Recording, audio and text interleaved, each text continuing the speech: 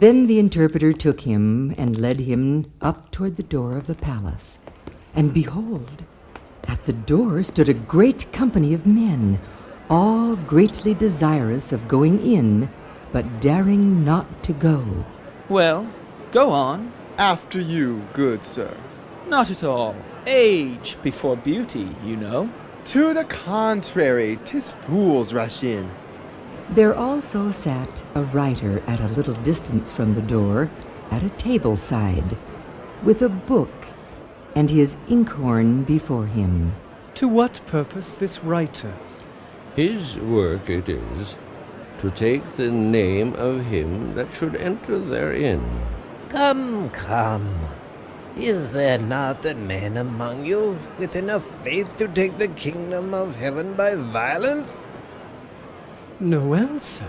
None. Do they not desire the kingdom? Aye, with all their hearts. Then why do they wait? Look past the drawbridge. Looking therein, he saw standing many men in armor to keep it, being resolved to do to the men that would enter what hurt and mischief they could. Then was Christian near to be in tears, because there was found none that could enter in. Well, aren't you going in? You were here first. I shall follow after thee. Not at all. Age before beauty, you know. To the contrary, 'tis fools rush in. At last, when every man started back for fear of the armed men, Christian saw a man of a very stout countenance come up to the man that sat there to write. Set down my name, sir. Done, good sir. Have on. Look ye see, mate. So, a fool has come to engage us in battle, has he? Good. My sword has been too long thirsting for blood. Aye, and the nails on my club have grown rusty. Come, fool. Will he battle them all alone? Only to the eye of appearance. But they be giants, and that many, and all of a fierce countenance. They be paper giants who hope never to win a battle. What do you mean? Watch and see. Christian beheld as the man put on his head a helmet of salvation, about his loins a belt of truth, and over his breast a breastplate of righteousness. On his feet he placed the swift sandals of the preparation of the gospel of peace, which would enable him to dart here and there among his enemies as a ray of light. Then, taking up his faithful shield, which was impervious to the fiery darts, and the sharp two-edged sword which cutteth quickly into the very bone and marrow, he was off in a rush against the armed men at the door. Stop him! Get him! Onto his head! Organize, men! Bring forth! More troops!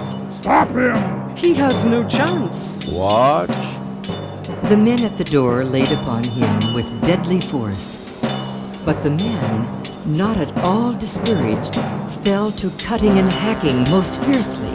Ye shall not stop me with your paper swords and fierce masks. Take that! Help! Send for legion! Nor shall I fall back, though ye call forth a multitude more vicious than thou. Back, I say, and back again! Take that! And that! No! Have mercy! There be no mercy for such impostors as thee. Ah! Stop!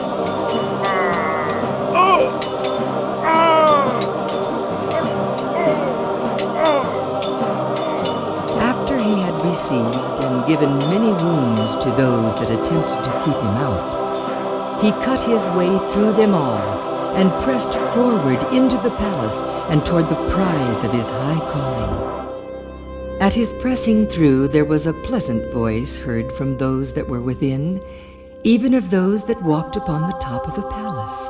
Come in! Come in! Eternal glory thou shalt win. Come in. Enter into the glory of thy Lord. Come in.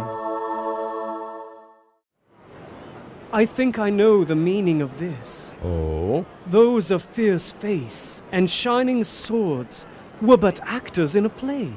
Aye, but only seem to be such By the eye of faith. to the faithless. It be thus. Watch those two scholars.